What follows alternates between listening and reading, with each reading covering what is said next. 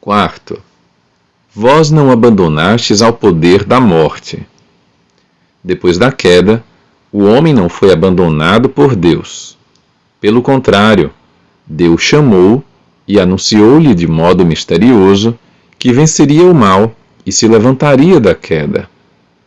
Esta passagem do Gênesis tem sido chamada proto-evangelho, por ser o primeiro anúncio do Messias Redentor, do combate entre a serpente e a mulher e da vitória final de um descendente desta.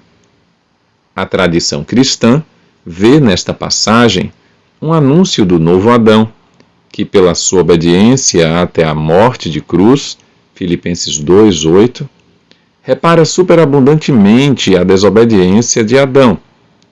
Por outro lado, muitos santos padres e doutores da Igreja veem na mulher, anunciada no proto-evangelho, a mãe de Cristo, Maria, como nova Eva.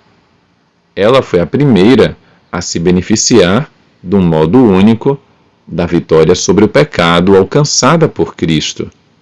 Foi preservada de toda a mancha do pecado original e durante toda a sua vida terrena, por uma graça especial de Deus, não cometeu qualquer espécie de pecado.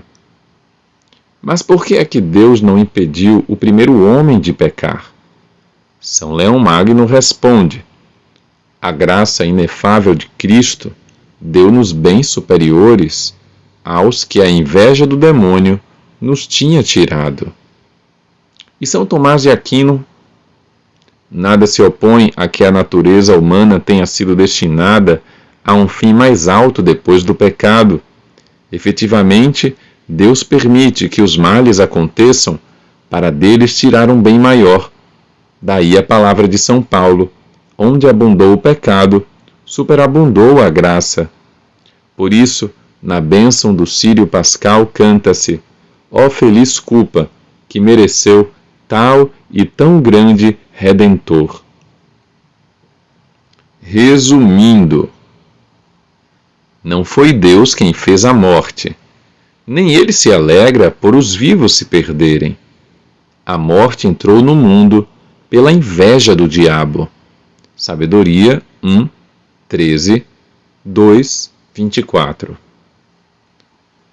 Satanás ou diabo e os outros demônios são anjos decaídos, por terem livremente recusado servir a Deus e ao seu desígnio.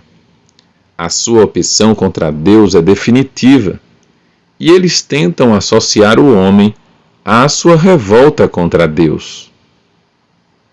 Estabelecido por Deus num estado de santidade, o homem, seduzido pelo maligno desde o princípio da história, abusou da sua liberdade, levantando-se contra Deus e pretendendo atingir o seu fim fora de Deus.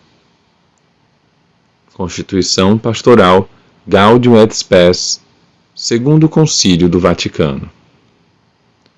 Pelo seu pecado, Adão, como o primeiro homem, perdeu a santidade e a justiça originais que tinha recebido de Deus, não somente para si, mas para todos os seres humanos. À sua descendência, Adão e Eva transmitiram a natureza humana ferida pelo seu primeiro pecado, portanto privada da santidade e da justiça originais. Esta privação é chamada pecado original. Como consequência do pecado original, a natureza humana ficou enfraquecida nas suas forças e sujeita à ignorância, ao sofrimento e ao domínio da morte, e inclinada para o pecado, inclinação que se chama concupiscência. Afirmamos, pois, com o Concílio de Trento, que o pecado original é transmitido com a natureza humana, não por imitação, mas por propagação, e que assim é próprio de cada um. Paulo VI.